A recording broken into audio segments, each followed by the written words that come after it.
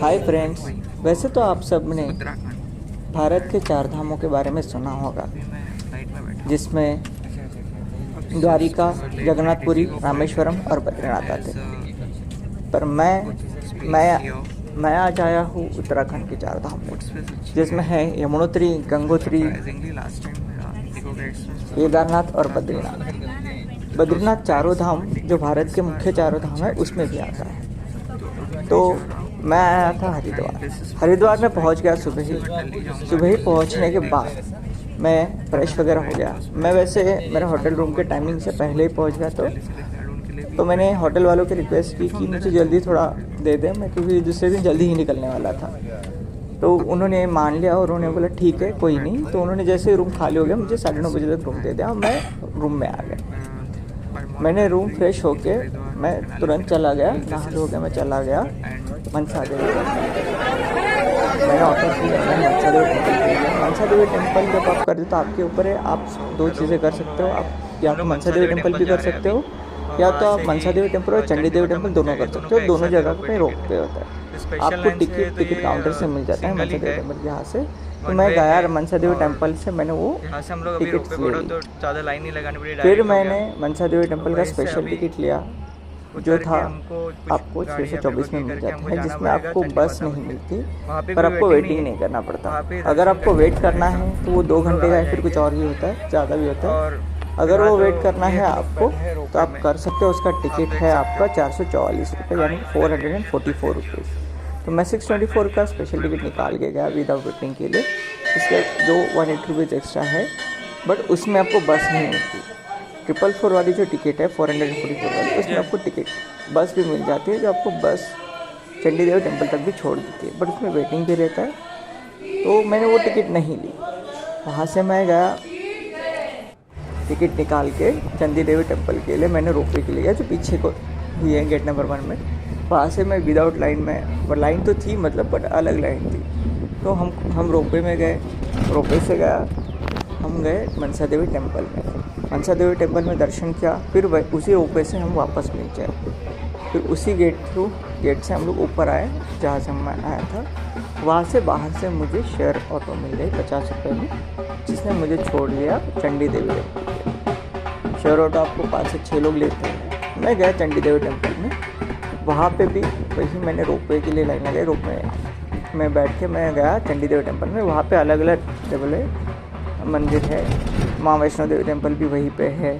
2-3 छोटे छोटे टेम्पल्स भी अलग अलग टेम्पल्स है वहाँ पे, तो आप वो भी कर सकते हो वहाँ पे चंडी देवी टेम्पल के साथ साथ। तो वो करके मैं वापस रोपवे से आया नीचे की ओर। वहाँ से मैं आया नीचे, मैं गया भारत माता मंदिर पे। वैसे तो मैं डायरेक्टली भारत माता मंदिर के लिए जाने वाला था, पर ऑटो अंकल ने चंडी माता आप भारत माता मंदिर में सिर्फ नॉर्मल, वो भी अच्छा है एक्चुअली, जो मैंने सुना था। पर उन्होंने कहा उसके अलावा मैं आपको ऐसे दिखा दूँ जिससे आपको पूरा आप अच्छा रहेगा। तो वो मुझे लेके गए शीश महल, जो है पावन धाम में। पावन धाम में राम मंदिर और शीश महल है। उसके बाद वो मुझे लेके गए दक्ष महल में। दक्ष महल वो महल है जहाँ पे माता सती ने अपना देह त्याग किया था। उन्होंने आत्मा अग्नि से अपने को स्वयं को जो है भस्म कर दिया था। तो मैं उस दक्ष महल में गया था जहाँ पे यज्ञ स्थली है।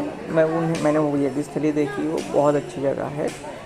मैं फिर वो करके हम लोग आ गए नीचे की ओर। वो होने के बाद हम गए भारत माता मंदिर।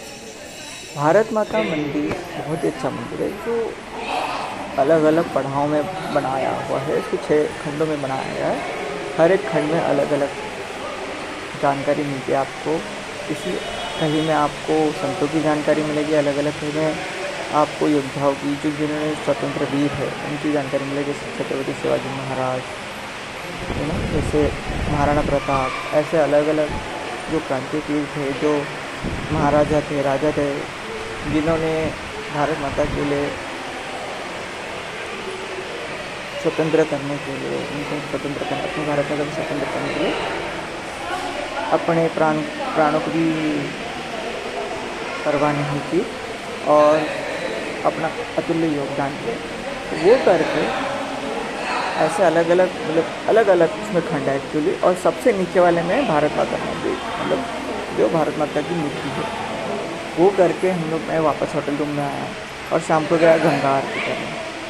गंगा आरती करके मुझे बहुत अच्छा महसूस हुआ, क्योंकि वो जो दिन था पूर्णिमा का दिन था, और मैं क्योंकि बहुत भाग्यशाली समझता हूँ कि पूर्णिमा के दिन ही मुझे गंगा आरती का अनुभव करने मिला।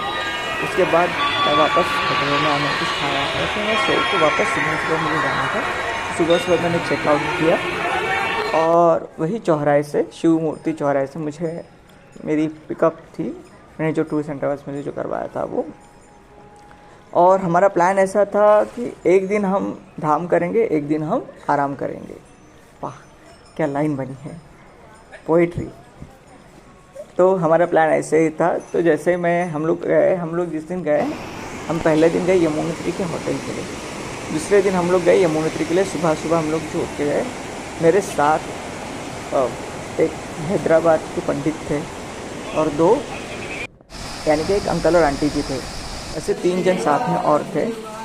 और मज़े की बात देखो, तीनों के तीनों शर्मा थे। मैं कहा याद करो, शर्मा के साथ, शर्मा लोगों के साथ आज ट्रैवल होने वाला है। और मज़े की बात, तीनों के तीनों जो है, मतलब हमारे जो शर्मा अंकल है, जिनको हम शर्मा अंकल के बोलते थे हम लोग, और जो हैदराबाद में हमारे शर्मा जी थे पंडित, तो वो भी थे। दोनों के दोनों पंडित थे। मैंने सोचा यार क्या भाग्यशाली हूँ मैं कि ब्राह्मणों के साथ, पंडितों के साथ बैठा हूँ। तो ज्ञान की तो वर्षा होनी थी। तो रास्ते में वो मुझे ज्ञान बांटते थे और मैं ज्ञान लेते रहता था। तो हम पहले दिन गए यमुनोत्री के लिए होटल रूम से, दूसरे दिन सुबह निकले और यमुनोत्री के लिए गए। यमुनोत्री में ट्रैक है तकरीबन 7 से 8 किलोमीटर का, पर नॉर्मल चढ़ाई है। अगर आप शरीर से ठीक हो तो आप कर सकते हो। यहाँ पे आपको दूसरा ऑप्शन भी मिलता है जो है पिट्ठू का, और खच्चर भी है, और यहाँ पे आपको पालकी भी मिल जाती है। आप क्या करते हो आपके ऊपर है। अगर आपके शरीर की क्षमता है 7-8 किलोमीटर आप चढ़ सकते हो, उतर सकते हो, क्योंकि ये एक दिन की है। आपको सेम डे को चढ़ के उतरना पड़ता है। जो मैंने तकरीबन 6 घंटे में ऊपर जाके आया था, जिसमें 3 घंटा ऊपर जाने में, 3 घंटा नीचे आने में मुझे लगा उस यात्रा में। जो मंदिर बहुत ही अच्छा है, और मंदिर की खास बात यह है, मंदिर के एक ओर में आपको ठंडा पानी मिलेगा, पूरा यमुना जी का स्वच्छ ठंडा पानी। और दूसरी ओर एक जगह है जहाँ पे आपको गर्म पानी मिलता है। वहाँ पे एक प्रसादी में चावल रहता है, आप उसको गर्म करते हो तो गर्म होता है और आपको तुरंत गर्म हो जाता है, थोड़ा पक जाता है उसमें थोड़े से भी गर्म पानी में। उसी के बाजू में थोड़े बगल में आपको स्नान करने के लिए भी गर्म पानी मिल जाता है। तो एक और ठंडे पानी है नहाने के लिए, हाथ मुँह धोने के लिए। आपको जो करना है, स्नान करना है, आप कर सकते हो, और गर्म पानी में भी आप स्नान कर सकते हो, आपके ऊपर। फिर वो करके मैं नीचे की ओर आया और हमने उस दिन की यात्रा वापस मैं होटल रूम में आया। फिर दूसरे दिन हम लोग गए गंगोत्री के होटल के लिए, और उसके दूसरे दिन हम लोगों ने गंगोत्री के लिए गया, जहाँ पे ट्रेक नहीं। पूरे 4 धाम की इस यात्रा में सिर्फ गंगोत्री और बद्रीनाथ में ट्रेक नहीं है, और केदारनाथ और बद्रीनाथ आपको जो है यमुनोत्री में ट्रेक, आपके ऊपर आपको ट्रेक करना है। सेम केदारनाथ में भी आपको घोड़े खच्चर मिल जाते हैं, आपको जो है ट्रेक करना है तो आपके ऊपर है। और साथ में आपको पालकी या फिर हेलीकॉप्टर भी मिलता है, यहाँ पे ऑप्शन मिलता है। हेलीकॉप्टर से भी आप केदारनाथ जा सकते हो, या फिर आप घोड़े खच्चर या फिर पिट्ठू से भी जा सकते हो, या फिर अगर आपके शरीर में क्षमता है तो आप पैदल भी जा सकते हो। आपके शरीर की क्षमता के ऊपर डिपेंड करता है, क्योंकि वो रास्ता बहुत बड़ा है। तो हम लोग दूसरे दिन गए गंगोत्री के लिए, होटल रूम में जाके हम रुके। नेक्स्ट डे गए हम लोग गंगोत्री के लिए। गंगोत्री सीधा रास्ता है, हम लोग गंगोत्री के दर्शन ले लिए, बट वो सीधा रास्ता भी बहुत अंदर को है। और ये पहाड़ियों पे थोड़ा भरोसा मत करना, ये आधा किलोमीटर बोलते हैं, बट क्योंकि ये पहाड़ियाँ है तो आप समझ लो पहाड़ियों में आधा किलोमीटर भी बहुत ज़्यादा होता है। तो वो एक्चुअली तकरीबन जहाँ पे हमको छोड़ते हैं वहाँ से 1-8 किलोमीटर तक आपको थोड़ा पैदल जाना पड़ता है, 1-1.5 किलोमीटर तक, जो भी आपको ज़्यादा हैवी लग जाता है एक्चुअली। पर वो बहुत अच्छा है, जिसमें आपको जब आप मंदिर पहुँचे तो आपको सुकून मिलता है। जो गंगोत्री का मंदिर है वहाँ पे दर्शन के लिए हम लोग सुबह गए थे, तो चारों धाम में एक्चुअली हमको दर्शन अच्छे से हुए, और भीड़ थी, बट हम लोगों ने जल्दी किया सुबह, और इसकी वजह से हमको ज़्यादा दर्शन करके तकलीफ़ नहीं हुई। तो अगर आप इन चारों धाम में अगर दर्शन करना है तो आपको सुबह जल्दी उठना पड़ेगा। तो हम लोग जो है गंगोत्री गए, गंगोत्री करके मैंने आजू बाजू के छोटे छोटे जो टेम्पल्स है उसके दर्शन ले लिए, जहाँ पे भगीरथी मुनि का भी जो है एक छोटा सा मंदिर है, जहाँ पे उन्होंने भगीरथ मुनि ने एक तपस्या की थी गंगा जी को यहाँ पे लाने के लिए, माँ गंगा को यहाँ पे लाने के लिए, और वो जब आई धरती पे तभी उनका नाम भगीरथी पड़ गया। तो वो करके हम लोग नीचे आए, नीचे आके मैं होटल रूम में आया, फिर हम लोग होटल में जाने दूसरे दिन वापस दूसरे होटल रूम के लिए हम लोग गए, जहाँ पे स्टे किया था जो था गुप्त काशी में केदारनाथ के लिए। केदारनाथ के लिए हम लोग जो रुके उसके लिए ऐसा था कि हमको रात को जस्ट रुकना था, दूसरे दिन सुबह सुबह निकलना था, और उस दिन हमारा स्टे नहीं था क्योंकि हम स्टे नहीं कर सकते थे। तो हम लोगों ने दूसरे दिन जैसे ट्रैक करके हम लोग गए। मैं जो है आप ऊपर जा सकते हो, जैसे मैंने बताया कि आप अपनी मर्ज़ी से जा सकते हो, जैसे करना है, पैदल जाना है, हेलीकॉप्टर करना है, बट हेलीकॉप्टर पालकी अगर आपको करनी है तो आपको एक दिन पहले बुक करनी पड़ती है क्योंकि वो एडवांस बुकिंग देती है। हेलीकॉप्टर आपको और 15 जो जब बुक होना था, जब यात्रा होती है उससे 1 महीना पहले आप बुक कर सकते हो। 1 महीना से 15 दिन पहले आपको वो ऑनलाइन में दिख जाते हैं, तभी आपको बुक करनी पड़ती है, क्योंकि अगर आप ऑन दी स्पॉट बुक करने जाते हो तो मिलती नहीं है। आपको टैक्सी पालकी का भी वही है कि 1 दिन पहले आपको बुक करना पड़ता है। सेम में बुक करना चाहते हो तो आपको मिलेगी नहीं। आप सोचोगे कि 8-10 हज़ार है तो मैं दे दूँगा पालकी के लिए, क्या फ़र्क पड़ता है, तो पालकी मिलती नहीं है। तो आपके ऊपर आप जैसे जाना चाहते हो, सेम डे आप उस दिन जा सकते हो। तो हम लोग उस दिन गए और उस दिन हम लोग गेस्ट हाउस में रुके थे। फिर मैंने उसी दिन फिर भैरव टेम्पल जो ऊपर ही है 1 किलोमीटर के आसपास है मंदिर के, बाबा केदारनाथ के मंदिर के ऊपर ही है, वहाँ से हम लोग नीचे आए। मैंने वो मंदिर करके जो वहाँ पे दर्शन लिया, वहाँ पे ज़्यादा भीड़ नहीं रहती क्योंकि केदारनाथ में पहुँचते लोगों की हालत ख़राब हो जाती है, तो ऊपर ज़्यादा कोई जाता नहीं है, इसलिए उस हिसाब से वहाँ पे भीड़ कम होती है। पर फिर भी मैं वहाँ गया और मैंने दर्शन किए बाबा भैरव के। फिर नीचे हम लोग आए, नीचे ही जो मंदिर है उसके पीछे भीमशिला है, और भीमशिला के पीछे ही आदि शंकराचार्य जी की एक मूर्ति बनी है, एक स्मारक है जो बहुत अच्छा है, जो आपको गोल गोल घूम के आप नीचे जाते हो। तो आदि शंकराचार्य जी का जो ये है, ये इसलिए लिखा है क्योंकि ये जो उत्तराखंड के चारों धाम है, उनके चारों धाम है, ये इन्होंने ही स्थापित करवाया है। इसलिए आदि शंकराचार्य जी को वो एक समाधि को आदि शंकराचार्य जी समाधि वहाँ पे बांधी गई है उनके स्मरण के। तो मैं उस दिन वो करके वापस आराम से सो गया, तो वहाँ पे बहुत ठंडा ऑक्सीजन लेवल भी कम है। तो हम लोग दूसरे दिन सुबह सुबह जल्दी उठे और हम लोगों ने जो है दर्शन किए बाबा केदारनाथ के, और बाबा केदारनाथ के दर्शन करके मैं ट्रेक करके हम लोग नीचे आ गए। अंकल आंटी जी ने पिट्ठू कर लिया, हम आगे ट्रेक करके जो करने में मुझे तकरीबन 5.5 घंटे लगे। आपके शरीर के सकता है कि आपको कितना समय लगेगा। तो मैं 5.5 घंटे पे तकरीबन नीचे आ गया, और वहाँ से जो है आपको इतना आसान नहीं होता ये आपको लगता है अगर तो, क्योंकि अगर आपको आना है तो पहले आपको सोनप्रयाग आना पड़ता है।